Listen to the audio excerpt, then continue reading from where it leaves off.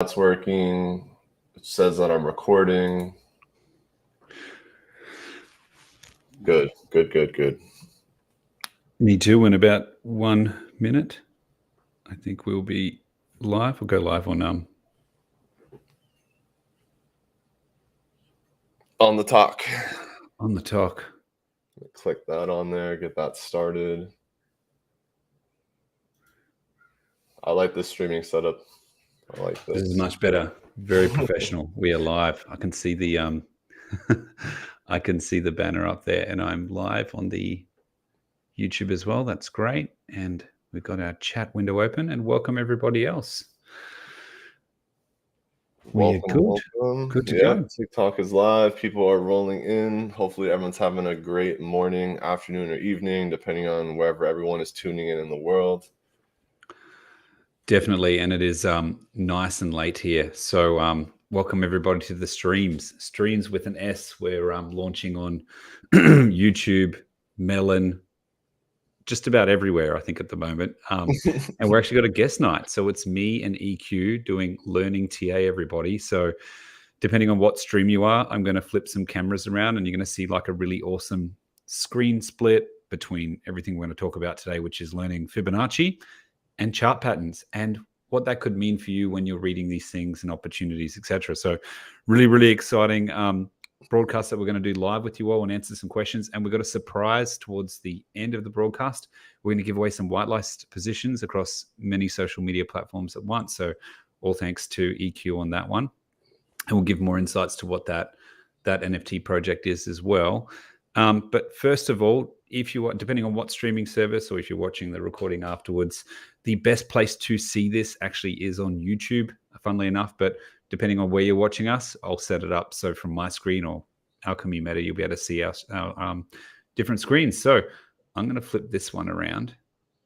And that's the intro. And we're already, I think we're the third episode now, EQ. Yeah. So most people are getting used to us by now. We're growing that appreciation. They're loving us slowly but surely. Absolutely. All right. So welcome, everybody. Today we're talking about Fibonacci. So if no one's familiar with Fibonacci, perhaps you're new to the stream, we talk about Fibonacci quite a lot on different channels. But the history around Fibonacci is, to keep it brief, there was an Italian mathematician in around the 1200s who created a number sequence. That's where it comes from. And in that number sequence, he designed, his name was Fibonacci, he designed the Fibonacci sequence. And this sequence of numbers had a few interesting things to it. In fact, the Fibonacci sequence is a number line of numbers in a particular formula that has been found in many different occurrences throughout natural life. So the reason why people are beautiful is due to a Fibonacci sequence, believe it or not. If your face has a certain dimension in a cone and certain measurements, you are considered to be more beautiful than others that don't have it, right? So you can check all this up. And Fibonacci exists in sunflower centers, it exists in honeycombs, it exists in beaches, it exists in some weird and wonderful areas of life. And more importantly, in about the 1920s, 1930s, they started applying it to different types of trading charts. And the most important thing about Fibonacci is what we bring into this is this talk about the golden pocket, golden ratio. But where this all comes from is a bit of maths, if everyone likes that. There's this thing called phi, it's PHI, kind of like fur, if you're thinking about the lovely Fibonacci soups that they have. But anyway, phi, it is a golden ratio that exists within inside Fibonacci. That ratio calls out basically an occurrence after two consecutive Fibonacci sequences. And in the standard deviation or the mean of that, sometimes you can see as the number grows in time, little golden pockets of this unique 1XXX popping up so many serials.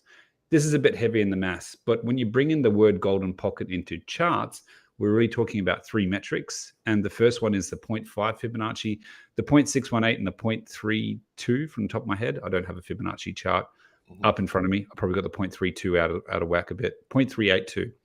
Those three areas is known as the key areas to consider in a Fibonacci in terms of what happens and what decisions you could make around trading. Now, of course, it's not just about that box or what is the golden pocket on the 0.618, to be very clear. It's about how do you then apply Fibonacci, swing low to swing high, and what does that mean? And the first thing I want to put forward to you is when you're thinking about a graph, we have a bullish graph. I think my mouse comes on the screen. Yes, it does. So I'm going to slide you across to the graph here, everybody. You can just sort of see it, right? So obviously we have the beauty of looking at Bitcoin historically back in time, and it's great if you can see the future. It doesn't always work out like that, right? So what Fibonacci is also about is identifying ways that you can identify a local bottom and a local top, not the bottom or the top, but in terms of a short distance for you to look at those important areas of the 0.382, the 0.5, and the 0.618. And there are two sorts of main consensuses for this, right? And how you need to look at it: uptrend and downtrend. And funnily enough, we'll talk about chart patterns in terms of reversals and continuation patterns. They're all in twos. So here's the theory. If you're looking in an uptrend and applying Fibonacci, your main strategy with using Fibonacci in the short term is to identify the pullback, right? Because in an upward moment, graph goes up, but there are pullbacks, as you can see here. There's a pullback on Bitcoin. And that area of the pullback is where Fibonacci comes into play. Conversely, you can apply Fibonacci on the way down. So coming down, we all know what time that was. We're still coming down technically from that rain now, right? But in the downward trend, you're looking for the rally when it comes down and it comes up. And funnily enough, if you measure Fib, you will see where it comes up to will touch those three areas of the 0.382, the 0.5, and the 0.618. It is a little bit magic. It's not perfect. Sometimes people guess it will, in a more bullish scenario, it will go to the top and then come down, and that's when they put in their short.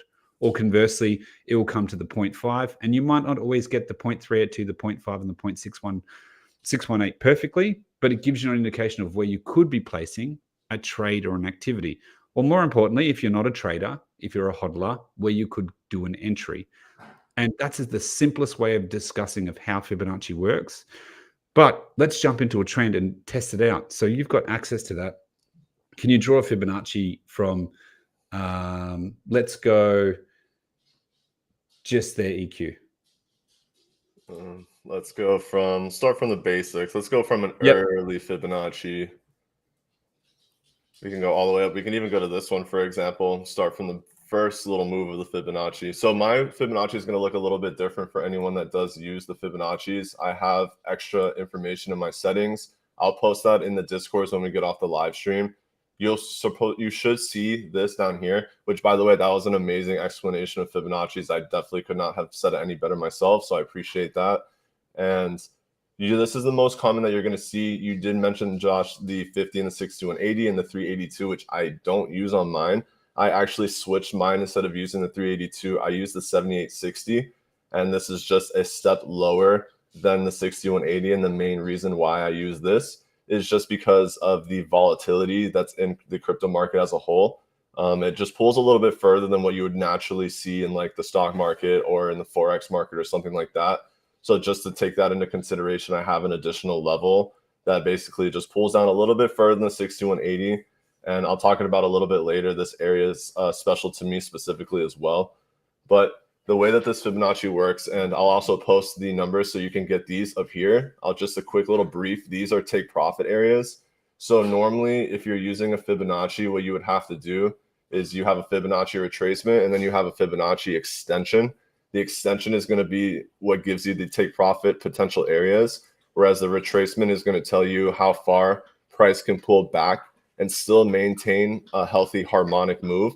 So what I mean by that is if we're moving bullish and we see price moving up and we start to see a pullback, there is a range within this pullback that still is considered healthy for this move. And that if price was to bounce on one of these specific areas, which we can see here, we did bounce on the 50 Fibonacci. Now the 50 Fibonacci is notoriously known for continuation patterns. So it's very common to see price in an impulse move, come back down, land on the 50 Fibonacci, for example, as a continuation, and then continue the second half of its move because it landed on the 50. And there's a really handy trick that you can use when you land on the 50 Fibonacci. Let's say that you start from bottom. So anytime you're doing a bullish Fibonacci, you want to start from bottom of the move to the top of the move. Anytime you're doing a bearish Fibonacci or you're doing a Fibonacci from a sell-off, you would go from the top of the Fibonacci and you would go down to the bottom of the move.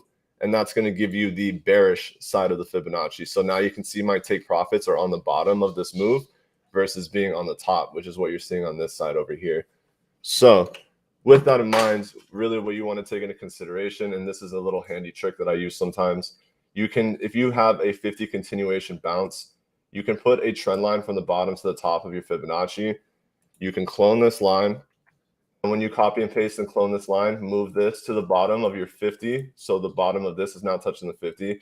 Now this will give you a very, very rough estimate on where price is expected to range at or get nearby, just based on the true harmonics of the Fibonacci. Because if you pull back to the 50, what this is really telling you is that based on this entire move, you had a 50% pullback in price overall in this actual specific downtrending range. And that's essentially where this 50 Fibonacci is going to play into. Now the percentage is obviously going to read different because depending on where I'm putting this price range on the charts is going to dictate the difference of the 25 or 29% or 30% or 32. But what this means is that half of the strength of the move is being taken out. This means that you have a little bit more than half the move being taken out and vice versa. So the further you get down, in theory, what it means as well is that if you pull down further, it means that price can go up a little bit higher. So we call that the tsunami effect and the tsunami theory in our Discord. Basically, what that means is that when price starts to pull back, or think about as a tsunami, when a tsunami is pulling back, depending on how far the water pulls back from the actual wave break and from the ocean or from the beach, will signify how strong the actual wave is that's incoming. So if you have a tsunami that pulls back 1 mile, it's going to be smaller than a tsunami that pulls the water back, let's say 4 or 5 miles, because it needs to take all of that momentum and motion in order to continue its move going forward. So this is where the Fibonacci can come into play as well, because then we would know hypothetically, if this price did want to come down a little bit more, yes, you are seeing more of a bleed and you would be losing more money as this goes down. But these levels are also telling you that if price was to bounce in one of these zones, we could potentially see price push into these higher take profit ranges. Absolutely. You know, the funny thing about Fibonacci is, and it's always great if you, and just a fair warning, everybody, don't just trade off Fibonacci. It is one of many toolkits in your belt. If you're just looking at these to find areas for retracement, yes, it's okay for that. But there are other things, macroeconomics, other factors. How's it trailing against its 50-week SMA? That's kind of like a bearish indicator. Has the trend broken? And that could be an extra resistance to show you whether maybe you'll hit a 0.5 or maybe you'll hit a 0.618. And when you hear the word golden pocket, it really is around that box between 0.5, 0.618. It's not perfect. That's where all that jargon comes from. But it's not perfect, but it is really uncanny. And if you look exactly what EQ did there, you can see the 0.5 right on the movement going up where everyone's bullish, ends up when we're being bearish, the support when we pull back to July. Very, very interesting. And you can see if you come all the way to where we are now, before we lost that significant support, which I said, if it loses that, I turn bearish on Bitcoin. People were bearish months before. Cool to have the story there. But that's why it's so significant. The most interesting thing about Fib, or this thing that they call max pain the floor, you look at 0.1, where you've drawn that 17,500, EQ's drawn it on the dollar. Pretty much that's the last area of support we're testing. If we lose that, you can see if you reversed the Fib extension backwards, you can see it comes right back to that 10, 12K. And that's where people are calling these 11,000 Bitcoin 10K. When they start calling lower than that, I think they're looking at something more catastrophic, World War III. But you can see the importance of Fib from a long-term support as well. So it's really funny when you look at it. But remember, analysis paralysis is a huge thing. The longer you spend in a chart, it can also cloud what you're thinking as well. And a big common thing people use Fibonacci well with is obviously Elliott wave. That's a whole nother discussion, I think, and a whole nother live, because an Elliott wave you can add to different time periods. There's a macro wave, there's a short wave, and that's also a really interesting thing to talk about. But that's a different lesson, everybody. Fantastic. Any questions before we move on to the next part? Because the next part's the most fun part. It's chart patterns.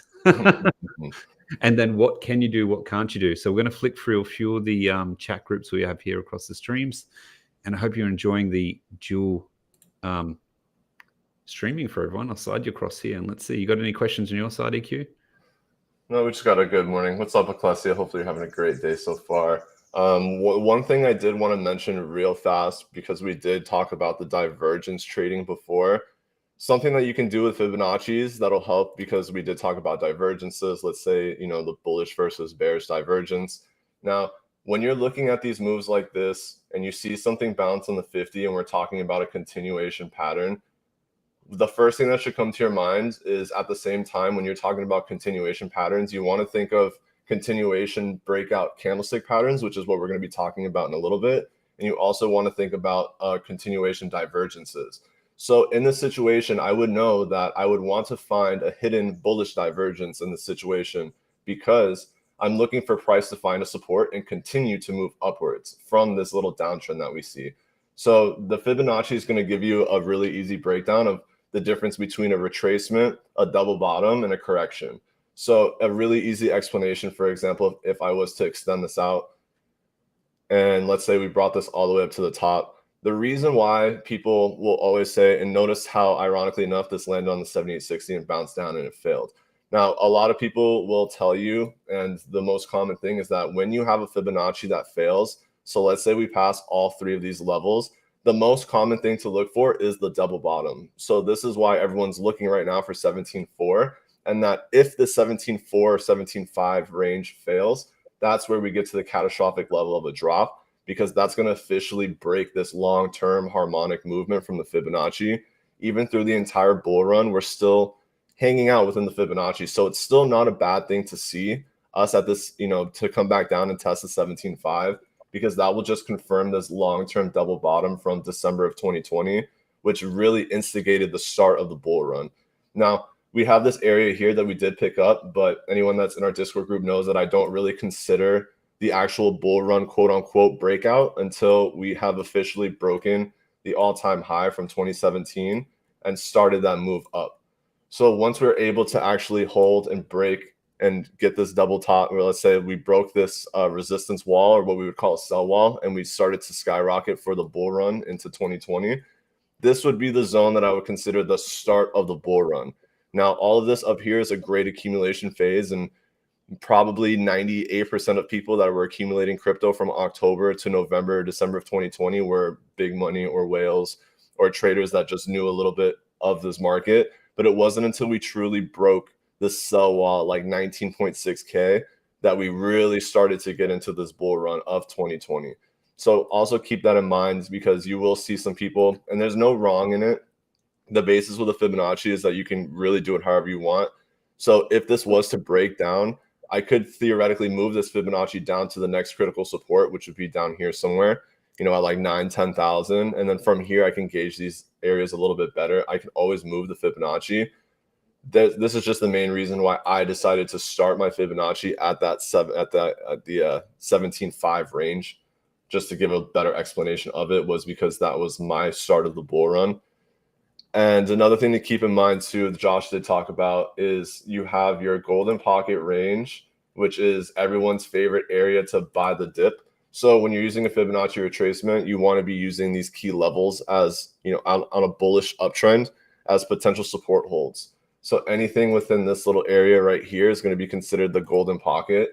Now, because I added the 7860, I call this, and the other traders in our group make me reference this as EQ's golden pocket, just to not make it so confusing. But my specific golden pocket is going to be the range within the 6180 to the 7860. This is where I like to find my sweet spot in all of my buying the dip opportunities, so that if we can actually hold a critical support on the 7860, in theory, this can push all the way up to a take profit 3. So a lot of times, if you see a 50 continuation bounce, a lot of times you'll go up into the take profit 1 area, which will be the negative 27. If you land on the 6180, theoretically or chance probability wise, you have a good shot of hitting your take profit 2, which is the negative 6180. And then if you move down and bounce off the 7860, which is going to be the furthest level of harmonic support. And again, these levels are also based on retail traders and the bleed of investors. So what that means is that how far can price actually pull down while still being able to maintain bullish sentiment and to not bleed far enough to where it causes total panic or to make everyone believe that we're in a full correction at that point. So that's where these levels will also come into play, because the 7860 will be like the epitome of where we can get a max bleed and really take a lot of the money from retail traders, and then allow an opportunity for these whales or large traders to accumulate within the 7860 to get that next strong move up. Perfect. And it's a perfect segue into the next part. What are the top trading chart patterns? I know people that log into different live streams, see different chart work. They hear all these things like flags, pennants, double bottoms, this sign, that sign. What would be the easiest way you would tell someone new to looking at charts? You know, firstly, what do you call a pattern? How do you draw it on what time frame? And is there a true guide for all of them? Ooh, that's a good question. So the best way to do those charts is going to be on your longer time frames, especially for chart patterns and candlestick patterns. The longer the time frame, the more accurate the information is that you're going to be reading. So although I might see an inverse head and shoulders, for example, on the 5-minute chart, doesn't mean that's going to hold suit and that we're going to see price completely drop on the 1-day chart. If I saw an inverse head and shoulders on the daily chart, for example, so kind of like what we see with Bitcoin in this general zone over here. So you get to the all-time high, the first all-time high, I should say, and you start to peak out a little bit. So you see this first little shoulder starts to get built out. And there's two ways that you could really do this too. There's this shoulder, and then technically there is this shoulder. So people will switch either one they want to use. Now I use the first shoulder because we're talking about an inverse head and shoulders, and you have two shoulders, you have a head, and you have what's called a neckline. Now the neckline is going to be the base of the two shoulders. Then you have your right shoulder on this side, and then you have the good old head of the pattern on this side. So the head and shoulders pattern is going to be the most accurate pattern out of all the candlestick patterns. This one, give or take, without using a MACD or anything else, is give or take around 85% accurate.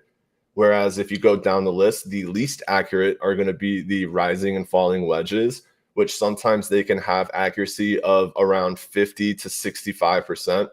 So you're talking about a give or take a 20% differential between some of these different patterns. Now I'll show you real quick what those would look like as well, so you have a good idea.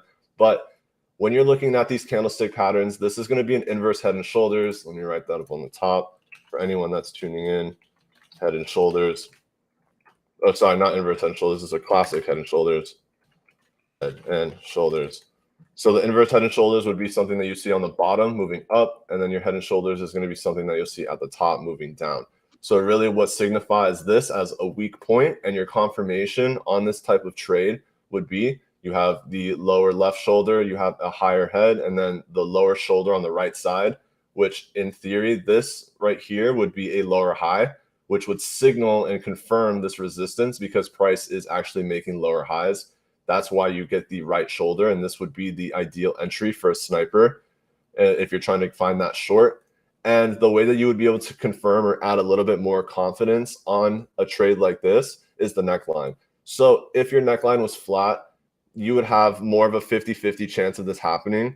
If your neckline was slanted upwards in this situation, that would give you less tendency of a sell-off because that would mean your overall trend is moving up. Now, when you want to find a head and shoulders, this pattern right here is actually the best neckline you can find because you have a lower low. And because you have this lower low, it's signifying that the overall strength of this little pattern that you're seeing on this daily chart is showing bearish tendency. So on top of fulfilling this head and shoulders, the neckline is trending downwards, which would be a really good sign. And it's ironically enough, if I do extend this a little further, you can see that the points that were here on this trend end up being very critical points moving forward as well. This is just another part of harmonic trading. This is part of the Wyckoff distribution. We can talk about that in another video, but these are all based on harmonic trading, and that's the reason why you see this critical resistance. And over here, this is your critical support and resistance flip. And this is what causes us to be able to push and create new all-time highs later on. But we needed to re-break and reconfirm the support that we were trying to test in this range to be able to even get price up to this point moving forward. So this is just one example of it. And then you can go down, let's say into this zone right here, we have more of a falling wedge. So we drop down, I can move this a little bit and make this into more of a falling wedge pattern. Now, these are going to be less accurate per se in terms of the probability of them succeeding, but you had a really good shot here of getting this wedge. So the main reason why you would call this a falling wedge is because you're still stuck in more of like this pennant formation, but notice how so when you have an actual pennant, it's going to look more like a triangle itself. Something like this is what a pennant would look like. If it's not looking like that and it has more of like an inverted megaphone, so a megaphone pattern would look something like this, where price action starts to become more and more volatile. And through this zone, you're going to start to bounce. And as you're going through the megaphone, your volatility is going to get higher and higher. You're seeing the opposite happen here. You're going from higher volatility and you're dropping into lower volatility and lower volatility. What that's doing is it's acting as a spring for price. As you start to get tighter and tighter, and you literally get to a squeeze point, and that's what causes this break. So because you're getting this pinch formation, this is allowing that price action to squeeze itself. And when you're squeezing the pin, think of it like even a loaded gun or something like that. When you cock it and the pin is loaded, it's ready to go. If you don't have that pin loaded, or if you don't have that pin squeezed, you're not going to be able to fire the weapon. It's not going to work. So that's the same kind of concept that you see with these patterns of the more that price starts to squeeze and the smaller. Notice how small these candles are on the daily compared to the candles that we saw previously. So, this, for example, you have a pretty decent swing within a day. These are 40% candles in a day versus over here, your biggest candle is maybe 7%. So the difference between the size of the candles is going to give you a really good sign as to what's going to be happening in terms of volatility. This is what we look for as I'm a breakout trader, for example. So this is something that I like to watch for specifically, is to see these candles just start to squeeze really tight. It's kind of similar to what we're seeing right now. And we talked about it in our Discord group. You have these massive candles that are selling off. You had these bit larger candles that created this floor. Now, once price popped up, if you look closely, these candles are getting smaller and smaller, and we're basically doing like a really small drop to retest these lower support levels. That is still very bullish to see, because you want these candles to be moving slow towards these levels. So if you have a fast drop down, more than likely, if you were to bounce off on price, it's going to come back down and retest the zone. And on the retest, you would want the candles to be smaller in terms of volatility, because then that will be a higher chance of finding, for example, a double bottom. So, if you're down here, you have this right here with your tweezers. We can go over this. There's so many different candlestick patterns too. These are tweezer bottoms, which really just means that the lower candle wicks are almost the same size and the bodies are starting and ending in the same position, which literally makes them look like a tweezer. Now, on this side over here, we might be able to find that double bottom support. And if we find that support, those areas will stay confluent with what we saw previously over here. And this will be a really bullish sign as long as we can maintain this support in this area. But in order for all of that to happen, that's where these candlestick plays and these overall large trends would come into effect. So I would definitely recommend watching these longer time frames. It's always good to trade on an hourly, or, if you're doing entries and exits, you can go down to a 5-minute. But to be a really successful trader, you want to be able to trade the overall trend and trade as a long-term person. So even if I'm doing a lot of leveraged longs or shorts, I'm following the market. So from November on, 90% of my plays are all shorts. And then as we start to trend up, let's say on the 3-day or the weekly, we start to see Bitcoin trending up as a whole. During this situation, for example, I was doing 90% longs, in this situation too. Once we found the support on the 200 EMA, everything from this point up for me was 90% long plays. And then once we get to that top and you start to see the trend of the overall market weakening out, and from here, you start to see the weakness. We talked about the divergences. That's what you see on this side at the top. So that's where the patterns are going to come into play too, and where you want to see different things, because on one end, you might see a head and shoulders. You're not going to see the same pattern on this end. And if you're just looking at this normally, you're seeing a higher high, and it looks like this can keep continuing to break. until you learn more about divergences and you realize, okay, wait, there's actually a bearish divergence here. That technically is part of the candlestick pattern trends, because your divergences would be more of these long-term patterns. I would just call the divergences a step up from like your traditional standard candlestick pattern breakdown. That's fantastic. And to be clear, everyone, if you look back at, I mean, just keeping where I've got that second camera now, where we're talking about the last all-time high for Bitcoin and that critical area of support that we, basically under that line, you're bearish, you're over that line, you're bullish. You can clearly see that blue line there, right? That moving average line. Now, when people say, obviously, higher high, lower volume, bearish divergence, it's going to go down. At the time, no one saw all this. This didn't happen, right? Everyone was anticipating, yep, short it till here, close the short, take profits, and it will bounce again. That was the moment. At the time, if you go back in time, everyone was thinking the same. Then more issues came, we lost it. And so you never truly know that even though you have that divergence and that drop, you don't know how it's going to react at that next support area. And there was a couple other macroeconomic events that happened around there. But it's very important to look at this also with other metrics. And we've said this a lot through this whole series. When we say, well, definitely when I say I'm getting into trading positions and using leverage, etc., I don't talk about that a lot. But to be very clear for me, that doesn't mean all of my crypto is done through leverage. You can compartmentalize the way you look at things. You could be 90% hodling Bitcoin and 10% I like to play the swing trades, right? And take the capital gains tax events, depending on where you are in the world, along with that activity. So you can be a trader and a hodler as well, because I'm still a hodler through all of this. I haven't probably had enough time to do some more of the trading aspects. I was considering it a few times, definitely on the long side, because I just hate to short Bitcoin. I've been burnt before, because it does surprise you. So just remember that as a key thing. And if you could, because you got the live graph there, EQ, could you draw a line from the top of that formation down to the base for me? Oh, yeah. Basically the body of here. Oh, you can't see my mouse. So just where we broke down in July last year, come back to the left in March. Yeah, but just draw a line from the bottom there to the top. Oh, from down here? Yeah, from the left.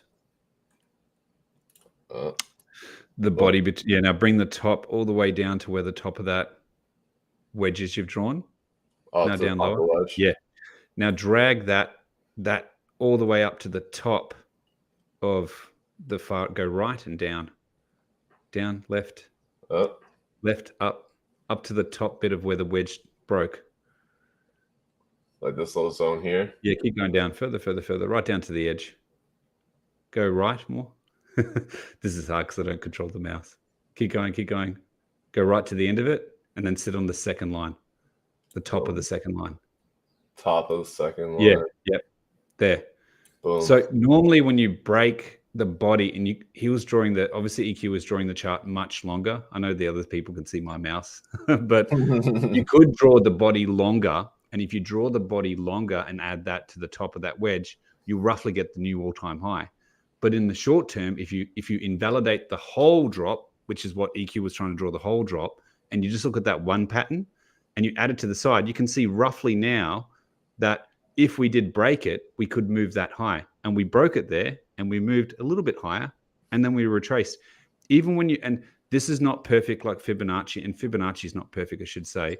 But if you add the body of wedges up and down, you can see possibly where max pain of the breakout could go to, right? Before it either retraces, right? Or it does a pullback, right? Because it's going up, or whether it has a rally because it went down really hard. It's really important to remember when people do that, what they're doing is drawing the body of that pattern and guessing how high or how low it can go. No one knows it perfectly. And when EQ said he trades the breakout, he waits for the confirmation. So that's waiting for the breakout of that pattern to occur and have the confirmation and then put the trade in. So it forgoes that risk. And when you hear these people called bottom fishers, God, that's an awful name. These are the people that try hunt from July. That was the bottom, right? 18,900 it would wick down, something roughly like that, right? Yeah. And the bottom fishers wait for that and long there and take the risk that they don't think will go down any lower. Just like there are bottom fishers right now, if you come right back to where we are, that are saying 10K Bitcoin, they're probably putting their longs waiting, right? There are people that take that approach and have that sort of patience over one trade a year and going extremely heavy.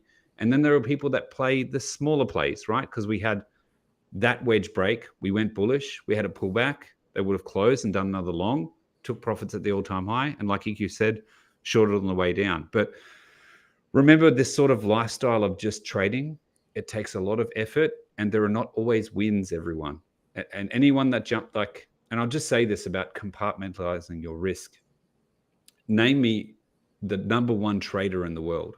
That, you know, there's number one gamblers in the world. I know it's a little bit different from investing, but name me the number one. Everyone knows Warren Buffett, but he's more of a hodler, a little bit of a leverage player and a manipulator for sure, but he's a hodler. So don't think you can't be the same person, but there is a, depending on where you are in the world, trading has a different consequence of taxation, well, definitely in Australia, than if you are being a hodler. And there's some distinctions between that. And when I say trading, I'm talking about like 5-7 trades a day, leverage play, like massive short-on capital gains tax. There are people that do plays over the week, for instance, but the big difference between the hodler is the hodler can look away from the screen for like 3 days. Depending on what you're doing or what pattern you're trying to play into, you've got to be more active. So it's a different persona. Yep, the higher the leverage, the more you got to watch the charts. The lower the time frame you trade, the more active you got to be on the charts as well. Yep. So if you're trying to trade a 5-minute time frame, yeah, good luck trying to step away for an hour. You're going to be struggling. It's definitely not healthy. I'm going to flick through a few questions here. Sorry, everyone. Mike, that's not the golden pocket. You're not talking about the right area. So look, textbook answer 0.618, they say, is the golden ratio fee. And the gold, it's called a pocket. And the word pocket came up for the trading because it's actually the golden ratio. That's actually what it is in maths, right? Golden pocket came out because it's not perfect. So people draw a pocket. Some people say it's 0.618 to 0.68, which is not on a Fibonacci. And some people say it's actually between the 0.5 and the 0.61. But to the math sequence, it's actually purely 0.618. We know it's not perfect. So it is called the golden pocket because people apply it differently. So, and you are right, depending on how you look at an uptrend or a downtrend, you adjust it. But that's why EQ said in his statement, here's my golden pocket. Here's roughly what everyone else talks about. But everyone, golden pocket doesn't guarantee anything, right? Any macro event can invalidate the best of charts and the best setups. So bit of perspective there. Mr. Playboy. Oh, thank you. He said big thanks out to the host for doing this session. You're welcome. Rectangle range is my favorite. Thank you. Welcome Smiles. It's on TikTok. And check out Thomas Belowski. He also has some good patterns on accuracy as well. Yeah, the thing about some of the pattern accuracies, everyone, just remember, and we EQ hinted a lot at it. If you're not looking at volume and you're not looking at other indicators, anything can be invalidated, right? No one thought would be where we are now in price action. I mean, the long-term bears do, of course, right? But you just need something like tomorrow, Fed changes policy and last inflation rate rise for the rest of the year, the markets would go nuts. The stock market would go nuts. Crypto would go nuts. People would be rejoiced, right? Or Elon Musk to say he's now allowing you to buy, can you buy Tesla with Bitcoin now? I'm not following it, right? Something like that. And we're popping again, right? It's quick. It always happens so fast. And that's what we're like, even at this little double bottom here, we'll take a quick peek. But if you look on the daily, the volume is starting to come in. So this is something that we've also been talking about too, is when you see, and I heard someone mention the rectangle, when you talk about the rectangle at the bottom, a lot of times you're talking about an accumulation phase. So when you're talking about something like this, that's in a regular rectangle zone, I like to watch the volume flow indicator because this is going to be telling you, even though price has been going down the last few days, the volume has been significantly increasing. So that would be a potential divergence of telling me, okay, maybe this could be a true bottom and that there's actually some volume and people purchasing in the zone. And then again, that's where you go to something like the VRVP. And I can go onto here and say, okay, well, I'm invalidating that now because this zone right here still had more volume as a whole than what we're seeing down below.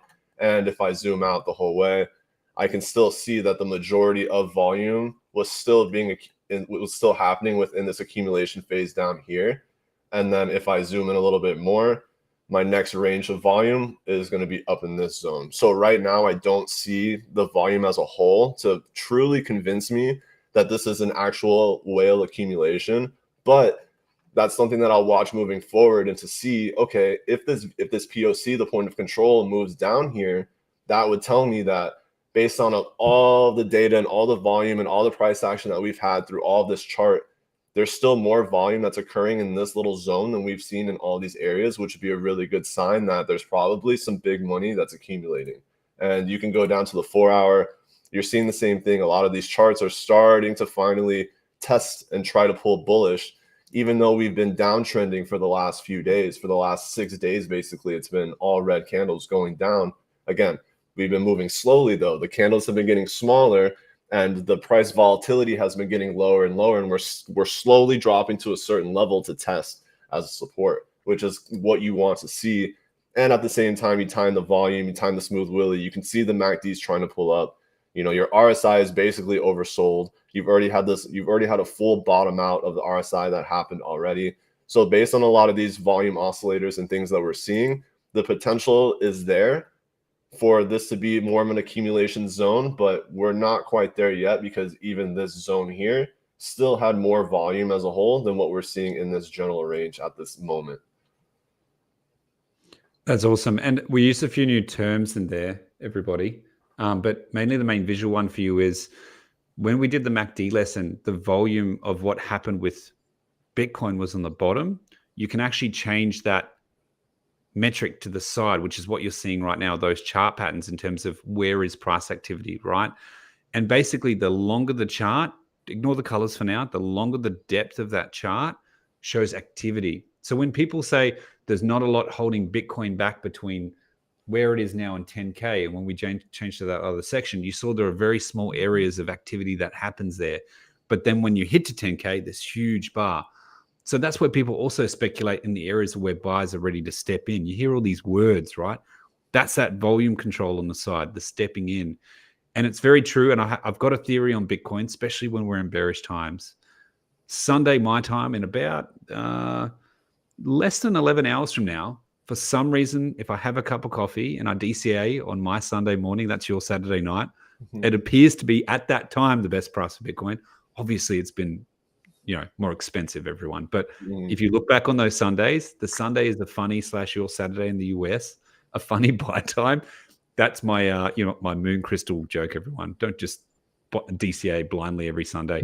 You probably would have done pretty well. But, that's just a little thing I add in there. And it's actually lining quite perfectly with everything you said with the RSI. So it's really, really awesome. We'll jump into a few more questions. Morning from the USA, Scott Days. Great to have you on. Where are you in the US? We've got EQ here, which is actually, you're from Colorado, aren't you? I am in Florida right now. Oh, you're in Florida. Oh, okay. Sorry. My uncle lives in Colorado. I lived in Colorado. I lived in Denver from 2017 to 2021. So you're close. Beautiful. Beautiful. Let's see. And we got awesome channel. Got a question here from a second stream. Sir, I love it when people say sir. It's like, I know you're a bit in crypto for a while when you say sir, and I know you're next level when you spell sir with an E. Exactly. Or friend with FREN. Yeah. Oh, from Ohio. Ooh, lovely. Been watching Bitcoin for about a year now and want to learn how to be a really good trader, and we're not looking to buy a course. So we're not here to sell anything. Awesome channel. We do a lot of education interviews. We do a lot of stuff for free about sharing education. This is not a signals group. This is not us trying to get you to buy something from us. None of that. We're just sharing education about demystifying charts so you understand what you're looking at and empower yourself. However, if you did want to join an actual guild, is that the right word? EQ runs one of those separately, free and paid. There's 2 versions of it. So there are many open communities from that. Just be very, very careful in this space, especially jumping into weird Telegram groups. There's a lot of dodgy stuff. So this is all about giving back, everybody. You don't have to pay anything for it. But again, we're not here to draw up your buy plans. We're here to educate you on that process. So enjoy the stream. Any questions from your side? Let's see. Do I use imbalances charts? Yeah, I do a little bit of imbalancing charts. I would say I use a delta chart more than anything. We'll have to cover that in another video, because the delta chart is definitely a complicated chart to read, and it takes a while to understand that. But yeah, if you're looking at like order book imbalances and things like that, Danny, yeah, 100%. You always want to take into consideration those, or like a lot of times I'll mention this really fast. You can go to BTC USDT longs and shorts, and you'll be able to see where is the BTC USD longs? This will tell you exactly on a leverage chart how many longs and shorts are entering the market. A lot of people don't even realize these exist. So you can go to shorts as well and just kind of see the overall leverage pressure. So right now there's a lot more people that are still adding longs on the long term from Bitcoin, which is a good thing to see. But just based on the overall macros of the market, you're still playing with fire at this point, because again, like one macro event, one black swan event, another thing from Celsius or another Voyager event, anything like that, it'll knock down these charts. So as strong as this double bottom can be, a black swan event will probably still trigger this and move this down a little bit more. And it's getting a little bit late here on my time zone. I think we've covered heaps in this lesson. Don't worry, everyone. We'll have more Saturday morning, Saturday night live sort of discussions on more things on trading. It's just the start of many journeys in between two candlesticks with both of us hosting. So it's been a really good session, but we did say we'd do a quick giveaway. And by the way, everyone, if you want to join our channels, depending on where you're watching us from, we've got like link trees and all that sort of stuff. We've both got Discords as well, so feel free to jump in there. We're going to do a quick giveaway. It's a whitelist opportunity for Alchemy Meta Mystics. Do you want to give a quick 1 minute spiel about what it is, EQ, and then we'll run the giveaway? Yeah, definitely. So MetaMystic Superheroes, it is a supply of 11,000. We built it on Polygon Matic. It has direct website staking and minting, so you'll be able to earn passive rewards. We're going to be opening the liquidity immediately. Our private mint is on July 7th. Our public mint is not announced yet, but keep in mind that the alphas and the people that are in the private mint do have the ability to sweep the floor if they really wanted to. So that is something to keep in mind for anyone that's interested. And yeah, the next things we're going to be building from that, and where the token utility is going to be moving forward, is with our play to earn game. And then we're going to be also building our version of the metaverse, which is called the Inclusiverse. There's going to be more information coming about that in the next few months. And you know, this is something that we're building to. We like to say we're building this to give to our children's children. So this is a long-term plan for us. We're focused on a 10, 20, 50-year growth plan. All of our tokenomics and everything are based on that as well. So it's going to be really, really exciting to finally be able to release this. I mean, we've been working on this. My girlfriend and I have been working on this for months. Shout out to NFT Sammy, because she's been working her booty off this whole time, making sure everything is perfect, making sure all the art is amazing, things like that. But yeah, we're more than excited and ready to finally get to the private mint and to be able to share, you know, all of this with you guys. Awesome. So we've got a few people on the stream. So we might do a Discord giveaway where you can just click to react to win that, because I know there's some people on our YouTube at the moment that might feel bad not to participate, but we'll give another opportunity through Discord. So don't worry about that. Just join both our Discords. We'll set something up. But just for the people viewing on, I think, TikTok, smash up some emojis, and I'm going to randomly flick my phone. We could both do that, I think. And then we'll just pick someone as the winner. So if you just drop any emoji you like to enter, and then obviously to get the whitelist, you just got to jump into the Discord. I'm assuming a lot of you know how to do that, but you can message us if you're confused. So chuck any emojis you like. I'll use this. This always brings it up a little bit better. And like I said, for the people joining on YouTube and other streams, we'll do something on our Discord. So punch up any emojis you like. Let's fill the screen, and I'll just flick the mouse. I won't have time, unfortunately, everyone viewing on YouTube, to do some live charts with Solana or some others. But EQ might be streaming a little bit longer than I, because it says morning. You can probably throw up a few charts for you for sure. Yeah, I think I might be able to pull that off. Let's see, for my end, I got NFTs promotion as the winner for TikTok. And then anyone that's watching, yeah, we'll open some first come, first serve giveaway whitelist stuff on the Discord as well for anyone that can't do the double stream or can't get access now. So don't worry about that. Yeah, absolutely. I know we've got a few people there on YouTube, so don't worry. We won't forget about you YouTubers. And we've got your details on the actual chat, so we haven't lost them. I'll do a random flick too. Flicking, and I got Daytona GT. Woo! Congrats. Congrats, Daytona GT. We've got the stream recorded, so it'll be online. We won't forget your usernames. Thanks so much for watching, everybody. It's been a really, really great stream. I'm going to be closing off. EQ might still be live across on TikTok, possibly still on YouTube. I'm not sure. But yeah, if you want to stick around, do some more chart works. I've got to get some sleep. It's quite late here. But thanks again, EQ. Always great. And looking forward to seeing how your project goes as well. Yeah, thank you so much. Appreciate you for being here. Thanks for helping me co-host. We're excited to see you guys in the next upcoming videos. Just stay tuned, join our Discord groups, follow us on TikTok, follow us on YouTube, all of that stuff. And we'll be announcing the next day for Between Two Candlesticks. And yeah, I really do appreciate all of you for being here. And thanks again, Josh. Appreciate you. Same to you. No worries. Take care, everybody. Bye.